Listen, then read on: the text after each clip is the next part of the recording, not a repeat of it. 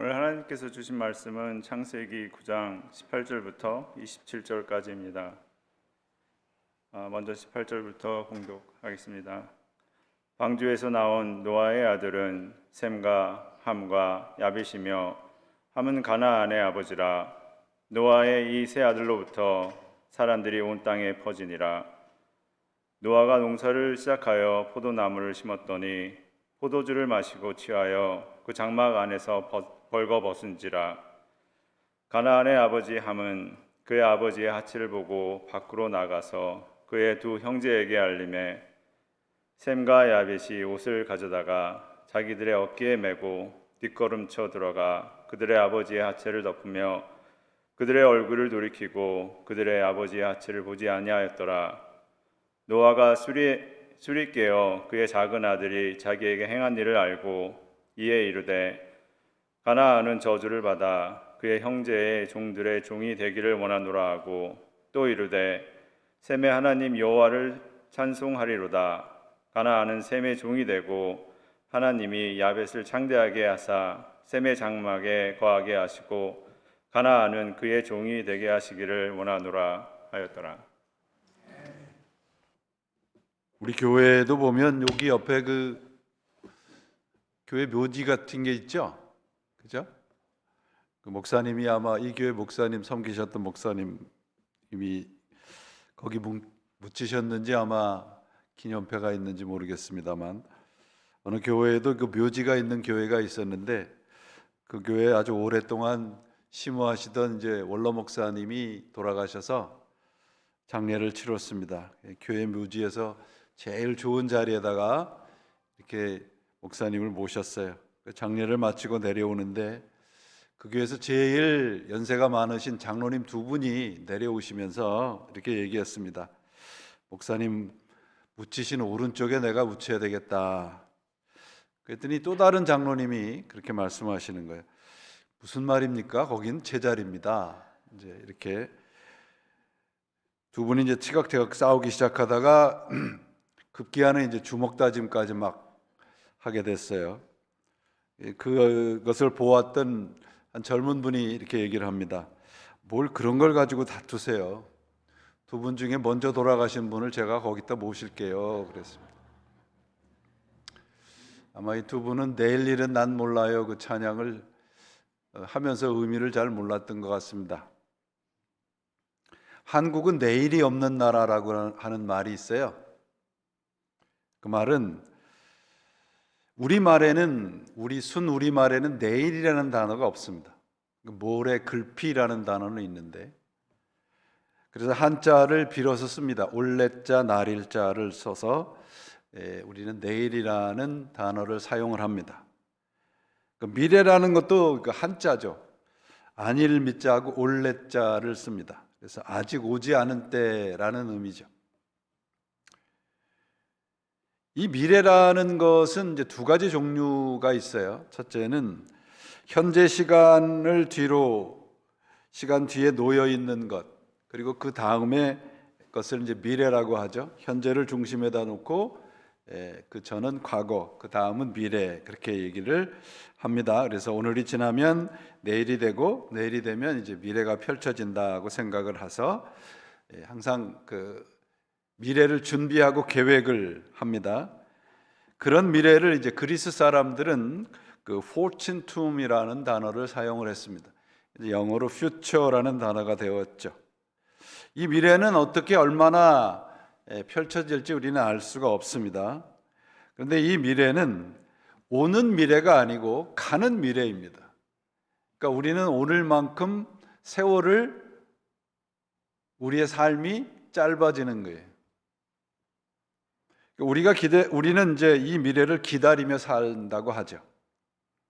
두 번째는 이제 fortune tomb이라고 하는 것과는 달리 사람이 만들고 우리가 계획하는 미래가 아니라 이미 약속된 미래가 있습니다.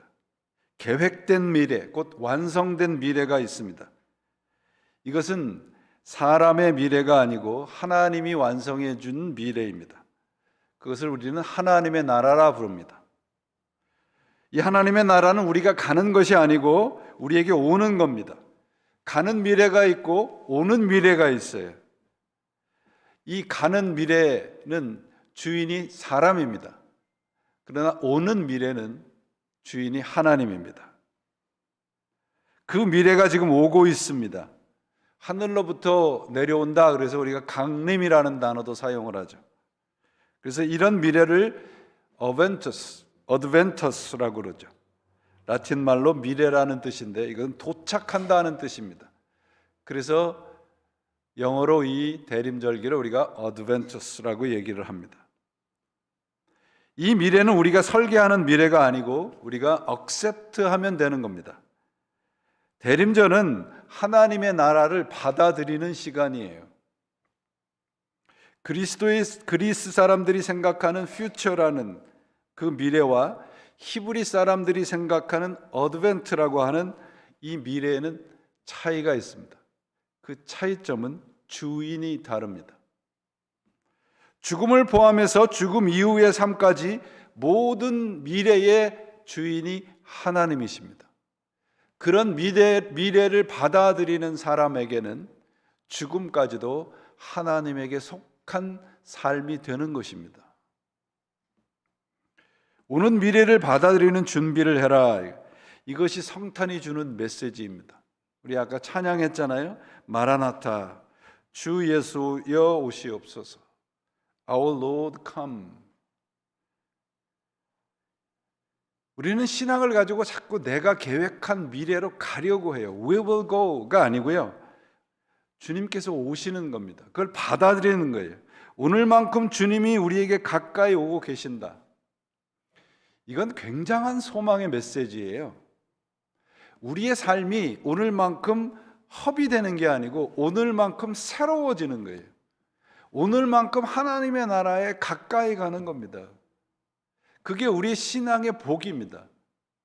그것을 확인하는 시간이 이 대림, 어드벤트 시즌입니다. 흘러가는 것이 아닙니다. 우리는 어떤 미래를 상상을 하고 계획을 하고 살고 계십니까? 오늘 주인공은 노아입니다. 우리 잘 아는 내용이죠. 성경을 읽으면서 좀 의아한 생각이 드셨는지 모르겠네요. 당대 의인이고 완전한 사람이라고 기록된 노아, 믿음의 조상 아브라함, 하나님의 사람 모세, 하나님이 직접 사랑한다고 고백한 다윗, 사도 베드로, 바울, 신앙의 거장들에 대해서 성경은 뭔가 숨기고 싶고 가리고 싶은 이야기를 가감없이 기록을 하고 있습니다. 우리는 그런 메시지를 볼 때마다 좀 당황스럽죠. 우리 스스로도 그렇잖아요. 뭔가 숨기고 싶은 이야기는 남에게 들키고 싶지 않지 않습니까? 좋은 말씀, 감동이 넘치는 말씀만 기록해 놓아도 성경이 충분할 것 같은데 창세기를 펼치는 순간부터 우리는 당황하게 됩니다. 그러면 여러분, 성경에 왜 이런 부끄러운 치부의 이야기를 기록해 놓았는가 하는 거예요. 특별히 창세기는 여러분 교훈집이 아닙니다. 금언집이 아니에요. 창세기는 세상이 어떻게 창조되었고 사람이 어떻게 창조되었고 세상이 무엇이고 사람이 어떤 것인가를 우리들에게 가르쳐 주기 위해서 기록한 책입니다. 노아의 홍수 이야기도 이런 맥락이에요. 홍수 이전의 노아와 홍수 이후의 노아, 그 아들들의 모습은 여전히 아담의 원죄의 영향력에서 벗어나지 못하고 있습니다. 아담으로부터 시작된 죄가 노아를 통해서 그 아들들에게까지 이어지고 있습니다. 이 노아의 술 취함 사건은 홍수 이전과 홍수 이후의 세대가 전혀 차이가 없다는 것을 가르쳐주고 있어요. 물론 홍수로 인해서 심판해서 세상이 새로운 세상이 되었지만 인간의 죄의 문제는 근본적으로 해결이 되지 않았습니다. 노아는 새로운 창조의 대표자예요. 그러나 그는 술 취함으로 인해서 걸려 넘어집니다.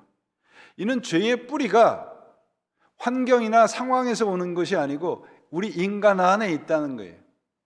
더 나은 환경이나 제도나 더 나은 세상이 된다 해서 사람은 변화되지 않습니다. 구원받지 못합니다.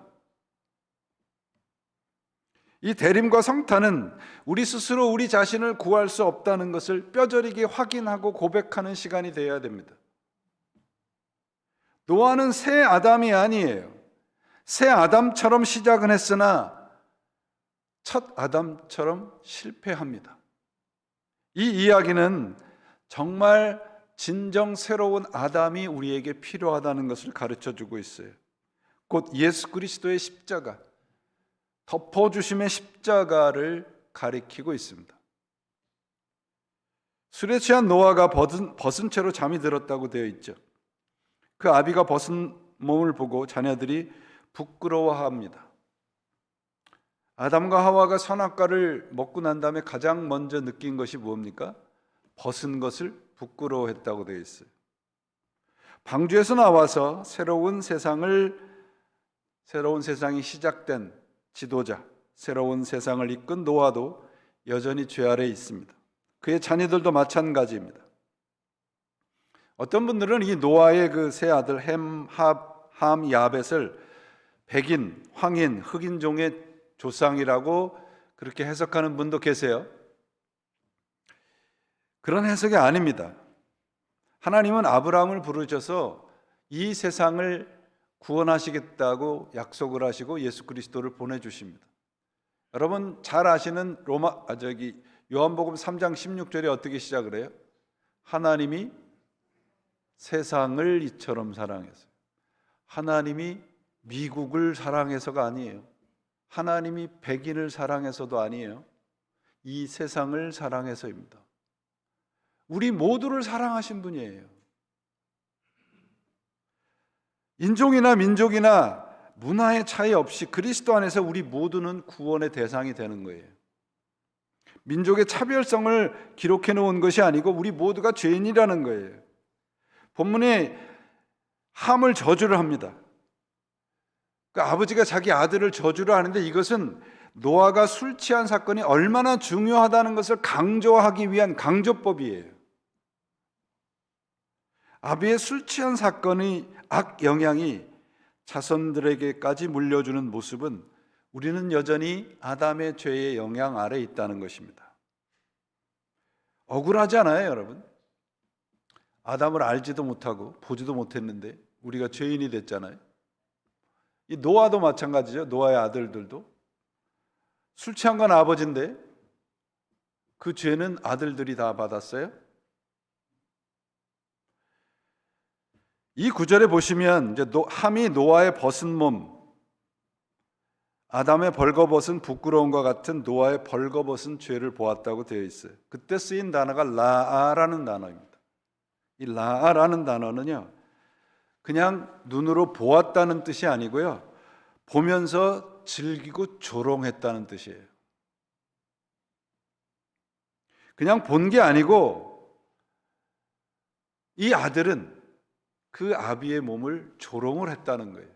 그러니까 본 것이 잘못됐다는 것이 아니라 그 부끄러움과 약한 모습을 보고 대한 태도를 지적을 하고 있습니다. 함은 아버지의 부족함과 나약함, 그것을 연민으로 동정으로 받아들인 것이 아니라 흥미거리로 소비를 했습니다. 그의 시선에는 존중도 없고 나약한 아비에 대한 따뜻함도 없습니다. 그리고 여기에 보면 이제 그 함이 보고 두 아들에게 가서, 형제에게 가서 이제 고한다라는 거예요. 노아의 벌거벗은 수치를 보고 자신의 생각을 집어넣어서 전한 겁니다. 우리 여러분 이렇게 소문이라 그러잖아요. 소문.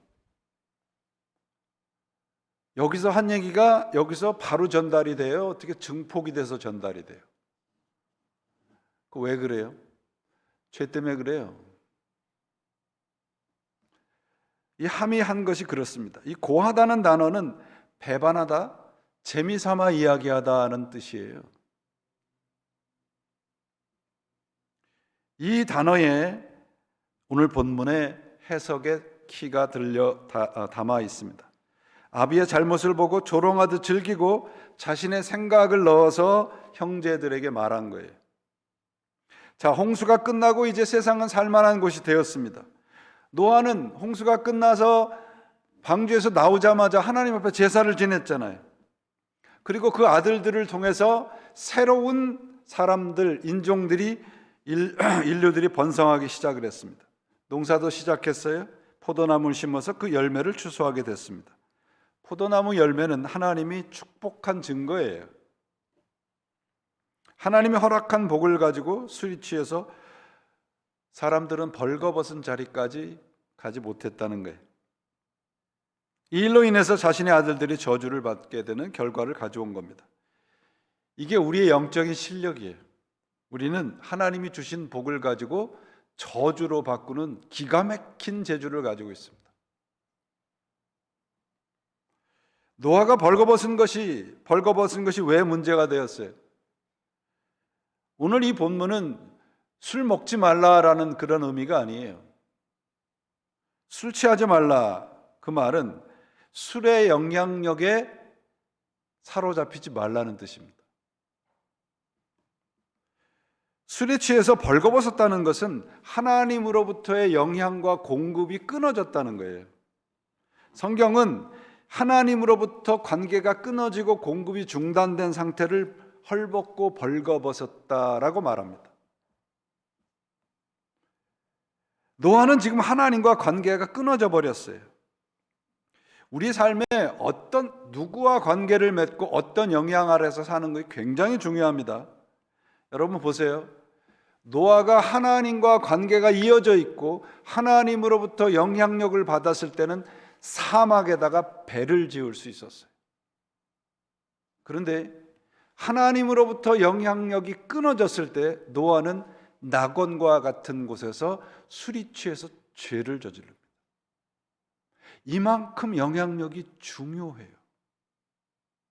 우리는 어떤 영향력 아래 살고 있느냐, 그런 말이에요. 하나님과의 관계가 대단히 중요합니다. 우리 삶의 기준이 도덕과 윤리, 그것이 전부가 아니에요. 하나님과 관계가 전부입니다. 우리가 가지고 있는 신앙을 자녀 대대로 이어서 그들에게 신앙을 가르쳐야 할 책임이 바로 여기에 있어요. 하나님과의 관계로 살아가느냐, 아니면 내 마음대로 살아가느냐. 죄인이라는 것이 무엇입니까? 하나님과 관계가 끊어진 존재가 죄인이잖아요. 구원받은 사람이란 하나님과 관계가 이어진 사람을 말하죠. 요한계시록 3장에 보면 라오디게아 교회가 있습니다. 이 교회 보면은 자신들이 선하고 세상에서 복받고 많은 것을 누리고 살아간다고 복된 사람이라고 얘기를 합니다. 이들은 하나님과의 관계 이전의 세상적인 가치와 기준을 가장 우선순위에 놓고 살아가야 했던 교회들입니다.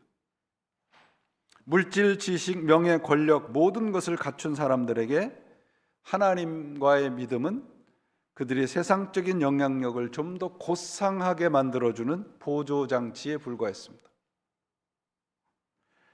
그들에게 하나님이 뭐라고 말씀하세요? 너희들은 벗은 자들이다. 너희들은 보지 못하는 자들이다. 너희들은 헐벗은 자들이다. 그러니 나에게 와서 금을 사고 옷을 사고 안약을 사서 벌거벗음의 수치를 가려라. 세상적인 것이 아니고요, 하나님과의 관계가 있는 사람이 옷을 입은 사람이라는 거예요. 나무가 껍질이 벗겨지면 죽잖아요. 벌거벗은 것은 바로 껍질이 벗겨진 나무처럼 죽어가고 있는 모습을 가리킵니다. 나무가 뿌리로부터 영양분을 공급받지 못하면 죽을 수밖에 없듯이 하나님으로부터 영양분을 받지 못하면 우리는 매일매일 죽어갈 수밖에 없습니다. 우리는 어떤 것으로부터 무엇으로부터 영양분을 공급받으며 살아가는가, 이것이 우리가 매 순간 점검해야 할 것입니다. 여러분, 우리의 죄됨과 우리의 영적인 수치를 가려줄 수 있는 것은 이 세상에 없어요. 여러분들이 이 세상에서 가장 많은 것을 누리고 살아도 그것으로는 우리의 죄됨을 가릴 수가 없습니다. 아담과 하와가 부끄러워서 스스로 무화과 나무로 옷을 만들어서 입잖아요. 하나님은 뭐라 그래요? 그것으로 안 된다 하시잖아요. 그리고 가죽 옷으로 옷을 지어서 입히시잖아요. 오늘 셈과 야벳 두 아들이 노아의 수치를 옷으로 덮어주는 행위는 우리들에게 무엇을 가르치고 있습니까? 노아 홍수 사건이 담고 있는 중심 메시지는 심판의 한복판에서도 하나님의 은혜가 있다는 거예요. 모두가 심판의 홍수에 빠져 죽어야 하는데 죽어가고 있는데 그 중에서 한 사람, 몇 사람만이 방주에 들어가서 구원을 얻습니다. 여러분, 이 성탄과 대림절기는요, 우리가 방주 안에 있느냐 방주 밖에 있느냐 점검을 해야 해요. 그러면 방주 안에 있는 노아의 가족들은 뭐 다른 사람보다 더 위대하고 착해서 그들은 그 안에 들어갔습니까? 그렇지 않습니다. 노아 당시 사람들을 성경은 네피림이라고 불러요. 대장부, 거인 이런 뜻이죠. 많은 능력으로 많은 것을 소유하고 누리는 사람들입니다. 근데 그들이 가지고 있고 누리고 있는 것으로 하나님을 생각한 것이 아니라 악한 것만 생각했다고 되어 있어요. 악하다는 것은 여러분, 하나님을 생각하지 않는다는 것이거든요. 그래서 하나님이 후회하시고 심판하시기로 작정하십니다. 이들 가운데 노아라는 사람이 있었어요. 노아를 창세기 6장 8절에 이렇게 소개합니다. 그러나 노아는 하나님께 은혜를 입었더라. 네피림, 대장부, 능력자가 아니라 은혜를 입은 자가 노아예요.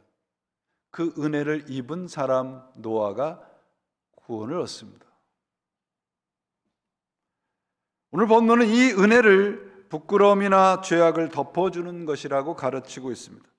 하나님의 은혜는 바로 이러한 덮어주심의 은혜입니다. 노아와 세 아들들을 통해서, 이 이야기를 통해서 우리들에게 가르쳐 주고 있는 메시지입니다. 함과는 반대로 노아의 축복을 받은 셈과 야벳은 뭐 별거 한 거 없잖아요, 여러분. 아비의 부끄러운 죄를 뒷걸음져 쳐서 들어가서 자신의 그 아버지의 옷으로 덮어준 것밖에 없어요. 근데 이게 은혜의 구원이라는 것이죠. 이 우스꽝스러운 이야기가 담고 있는 것은 뭐냐 그러면,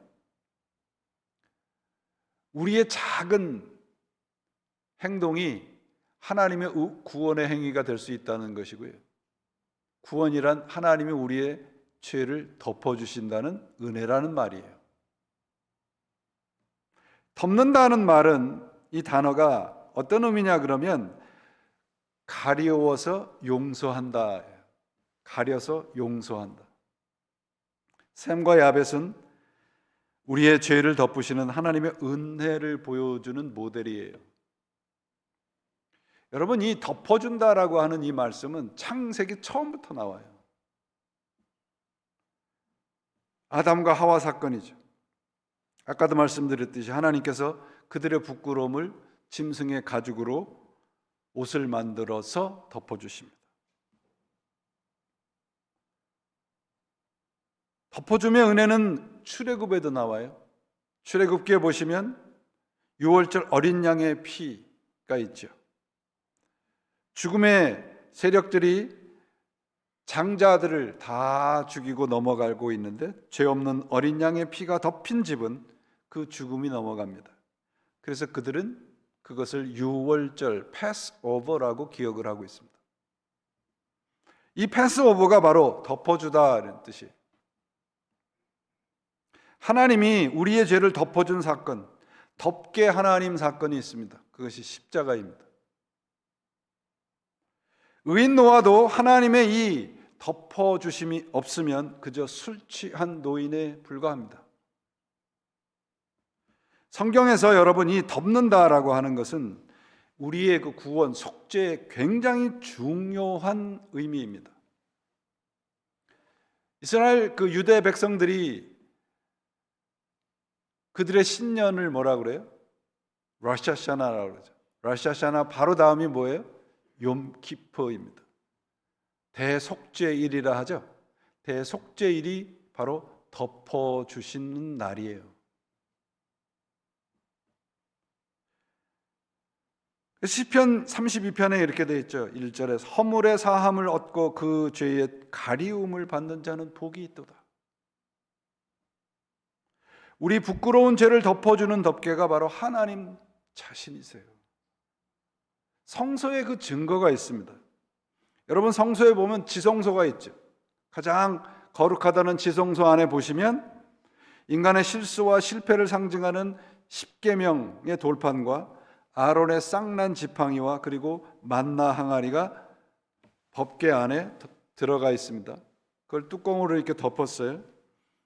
그리고 대제사장이 속죄일만 되면 거기에 무죄한 피를 뿌립니다. 그 자리를 우리가 이제 시은좌라고 해요. mercy seat라고 그러죠. 은혜가 베풀어지는 자리라는 뜻입니다. 근데 시은좌라고 하는 이 단어는 뭐냐 하면 커버한다는 뜻이에요. 커버. 그 시은좌는 어떤 의미인가 하면 어톤먼트 커버입니다.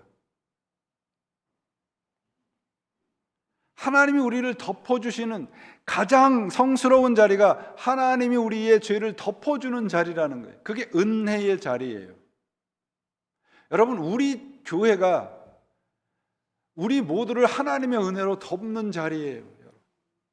그래서 이 자리에 들어오는 사람들이 하나님의 은혜에 덮어주심을 경험하는 겁니다. 서로가 서로에게 이런 덮어줌의 은혜를 전해주는 존재가 바로 교인이에요. 이 덮어주심은 바로 골고다의 언덕에 예수 그리스도의 십자가로 이어집니다. 그 십자가에서 흘려진 예수 그리스도의 피가 우리들에게 부어져서 우리의 죄의 수치와 부끄러움을 덮어주셨어요. 노아에게는 방주가 있지만 우리에게는 십자가가 있습니다. 하나님 자신이 손수 우리의 죄를 덮어주신 사건이 십자가예요. 하나님이 우리 인생과 우리 삶의 덮개예요. 이것이 구원이에요, 여러분. 우리 힘으로, 우리 능력으로, 우리 성실함으로 사는 것 같죠? 천만의 말씀입니다. 사도 바울은 로마서에서 이런 이 덮어주심의 은혜를 이렇게 말하죠. 하나님이 잘못을 용서해 주시고 죄를 덮어주신 사람은 복이 있도다. 주께서 죄 없다 인정해 주시는 사람은 복이 있다. 복음이란 여러분, 하나님의 이 덮어주심의 은혜의 사건이에요.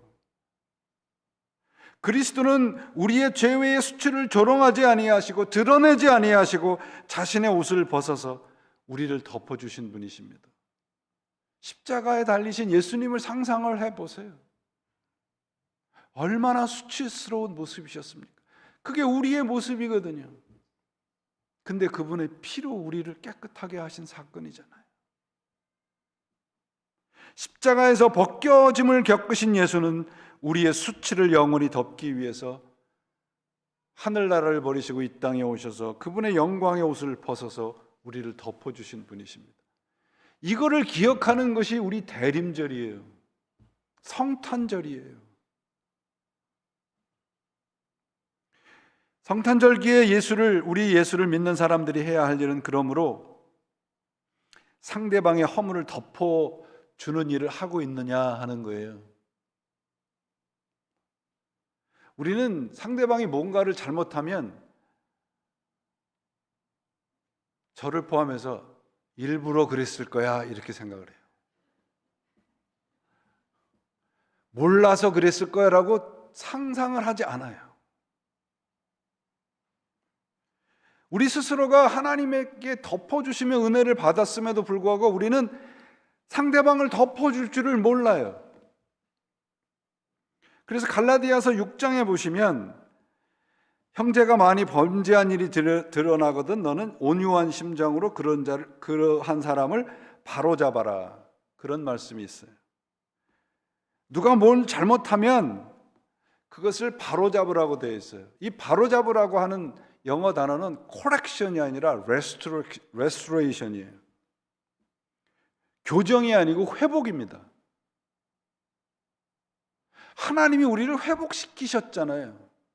너는 죄인이니까 안 돼라고 끊어내시지 않았다고요. 근데 왜 우리들은 그렇게 하지 못하느냐, 그런 말이에요. 죄 지은 형제를 보면 너에게도 일어날 수 있음을, 우리가 그렇게 할 수 있음을 조심하라는 말이죠. 죄에서 완전하게 해방되고 자유스러운 사람이 어디 있습니까? 우리는 여전히 실패하고 넘어지고 좌절하며 어려움을 겪을 것입니다. 훈련하고 애써도 하나님이 원하시는 자리에 가지 못해요. 지금 내가 가고 있는데 어떤 사람보다 내가 조금 앞설 수 있습니다. 어떤 사람은 저보다 뒤처져 있을 수 있어요. 왜 그런 사람들이 우리 주위에 있을까요? 함께 가라는 거예요. 함께 덮어주면서 가라는 겁니다. 그게 신앙생활이에요, 여러분. 상대방의 모자란 부분들을 덮어주고 기다려주고 이런 것들을 하는 겁니다. 여러분, 신앙이라고 하는 거 옳고 그름의 싸움이 아니에요. 기다리고 인내하고 같이 가는 싸움입니다. 신앙이 깊고 성숙한 사람이란 뭔가 이렇게 덮어줄 줄 아는 거예요. 좀 눈빛들이 좀 따뜻해야 돼요. 좀 째려보지 마세요, 서로. 정말로. 덮는다는 것은 여러분 이렇게 은폐한다는 것이 아니라 하나님이 만져주시면 가능하다는 거예요. 그때까지 기다리는 거예요, 여러분. 기다려주는 거예요. 함은 남의 잘못을 보고 지적한 사람입니다. 어떻게 보면 함은 잘못한 게 없어요. 아비가 그런 짓을 하고 있는데 그거 가서 잘못했다고 얘기를 할 수 있잖아요. 그런데 여기 22절에 고한다는 말은 배반한다, 재미로 누설한다는 뜻이에요. 이 단어에는 관용이나 인내나 기다림이 없어요. 우리말에는 참 평가의 언어가 참 많아요. 잘했다, 못했다. 우리 애들도 뭐 어디가 시험 봤다 그러면 잘했어? 이렇게 물어보죠. 뭐 운동 경기를 해도 이겼어? 졌어? 이렇게 물어봐요. 그죠? 근데 미국 사람들은 뭐래요? Did you enjoy it? 이렇게 물어요. 달라요, 여러분. 우리 신자들에게 부족한 것이 이 대목입니다. 내가 100% 옳고 100% 모든 것에 완벽해도 그런 사람들은요, 사람들이 그런 사람 앞에 항복하지 않아요. 오히려 뭐라 그래요? 아이, 재수없어. 그래요, 여러분. 그게 사람이에요. 그게 죄된 모습인 거예요, 그게. 덮어주고 기다려주고 함께 할 줄 아는 사람에게 항복을 합니다. 그래서 그걸 사랑이라고 하는 거예요.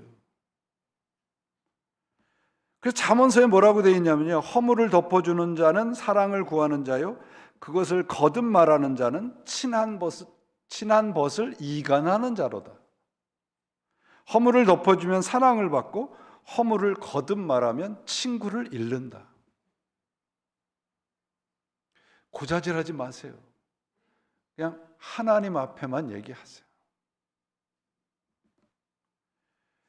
우리는 하나님의 은혜로 덮어주심을 받은 존재들이잖아요. 그러면 서로가 서로 덮어줌을 할 줄 아는 존재로 살아가는 겁니다. 은혜는 고발하는 것이 아니고요, 덮어주는 거예요. 덮어주고 기다리고 인내하는 것이 사랑입니다. 고하고 들춰내는 것이 아니라 덮어주고 기다릴 줄 아는 그런 우리 교회가 되기를 바랍니다. 그래야 여러분 소문이 나는 거예요. 저 교회 갔더니 다 바보들만 있더라. 저는 우리 교회가 그런 소문이 났으면 좋겠어요. 저 교회 갔더니 다 눈빛이 따뜻한 사람들이 있더라. 그래야죠, 여러분. 저 교회 갔더니 다 째리는 사람들만 있더라. 그러면 안 되잖아요. 저서부터 좀 그런 눈빛을 가지려고 애를 쓰고 있습니다. 덮어주는 하나님이시고요, 덮어줄 줄 아는 그리스도인, 이 조합이 구원을 이루어가는 모습들입니다. 왜냐하면 우리는 하나님의 덮어주심의 은혜를 받은 존재들이기 때문에 그렇습니다. 사랑하는 여러분, 우리들이 하나님을 찾아 나선 것이 아니고요, 하나님이 우리의 죄됨을 덮으러 내려오신 사건이 성탄입니다. 우리의 죄를 덮어주기 위해서 주님이 오늘 우리에게 오고 계십니다. 말구유에서 시작된 하나님의 덮어주심의 은혜, 성탄은 그저 하나의 탄생의 이야기가 아니고요, 우리의 부끄러운 죄악을 덮기 위해서 스스로 수치를 당하신 하나님의 사건입니다. 그것을 인카네이션, 성육신이라고 합니다. 사랑은 죄를 대신 짊어지는 거예요. 그래서 베드로전서에서 뭐라고 그래요? 사랑은 허다한 죄를 덮느니라. 성탄은 이 세상이 십자가를 품은 사건입니다. 말구유에 예수님을 쌓았던, 아기 예수를 쌓았던 포대기는요, 나중에 예수님의 십자가에서 고난받으시고 돌아가신 예수님을 쌓았던 수의를 상징하고 있어요. 우리를 위해서 죽기까지 덮어주심을 하시신 분이 우리 하나님이십니다. 이 덮어주심의 완성이 십자가에서 이루어지는 거예요. 십자가는 하나님의 덮어주심의 은혜의 현장입니다. 스스로 수치와 멸시를 당하시고 세상에 취해서 비틀거리다 쓰러져 있는 우리를 덮어주십니다. 예수 그리스도는 시선을 하늘에 두시고 뒷걸음질하시면서 우리에게 오셨습니다. 이것이 성탄입니다. 우리가 받은 은혜가 덮어주심이라면 서로 이 덮어주심의 은혜를 나누시기를 바랍니다.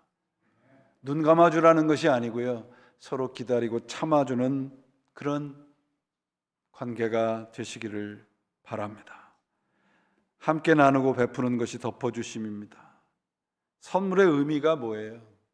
내가 원하는 것을 주고받는 것이 아니고요, 상대방에 필요한 것을 주는 것이 선물이에요. 예수님께서 이 땅에 우리의 선물로 오셨잖아요. 우리에게 필요해서 하늘나라를 버리시고 오셨습니다. 노아는 실패했지만 더 큰 노아이신 예수는 우리의 삶 속에 구원자로 구세주로 오십니다. 성탄은 우리의 수치를 가리기 위해서 하나님이 우리에게 오신 사건입니다. 여러분, 제가 여기 이 스토리 무슨 색이에요? 보라색입니다. 이 보라색은, 여기도 보라색이에요. 다 거의 세 개가 다 보라색이죠. 보라색은 하늘과 땅이 만나는 상징적인 색깔입니다. 성탄은 하늘과 땅이 만난 사건이에요. 그리고 왜 오셨습니까? 우리의 죄를 덮어주시기 위해 오셨습니다. 우리 모두가 이 대림절기에는 뒤돌아서서 걷는 연습을 하시기 바랍니다. 눈을 감아주고 서로 보듬어주는 연습을 하시기를 바랍니다. 뒷걸음질이란 모르고 했을 것이라고 하는 인정이에요. 누군가의 부끄러움과 실수를 덮어주기 위해 천천히 조용히 부끄럽게 뒷걸음질해가는 우리의 걸음, 그 뒷걸음의 끝에는 아기 예수가 기다리고 계실 것입니다. 우리 함께 그분을 만나시고 그분의 덮어주심의 은혜를 함께 경험하시는 이 대림절기가 되시기를 바랍니다. 말구유에 태어나셔서 우리의 죄를 덮으신 하나님이 오늘도 십자가에서 우리를 기다리고 계시는지도 모릅니다. 함께 서로 나누고 베풀고 섬기셔서 함께 주님의 은혜를 경험하는 우리 교회가 되시고, 오늘 특별히 성찬을 우리가 나누잖아요. 이 성찬의 떡과 포도주처럼 서로에게 거룩함의 식량들이 되시는 여러분들이 되셔서 이 2025년 대림과 성탄절에는 우리 교회와 우리의 영혼 속에 아기 예수가 탄생하는 복된 절기가 되시기를 예수님의 이름으로 축원을 드립니다. 기도하시겠습니다. 하나님 아버지 감사합니다. 주님의 은혜에 감사드리며 오늘 우리 모두가 하나님의 은혜를 받은 자로 살아가게 하시고 서로 은혜를 나누며 사랑하며 서로 섬기는 우리 교회가 되도록 역사해 주시옵소서. 주님의 그 덮어주심의 은혜에 감사하는 삶을 살아가는 저희가 되게 하시고 그런 은혜가 충만한 우리 교회가 되도록 역사해 주옵소서. 예수 그리스도의 이름으로 간절히 기도합니다. 아멘.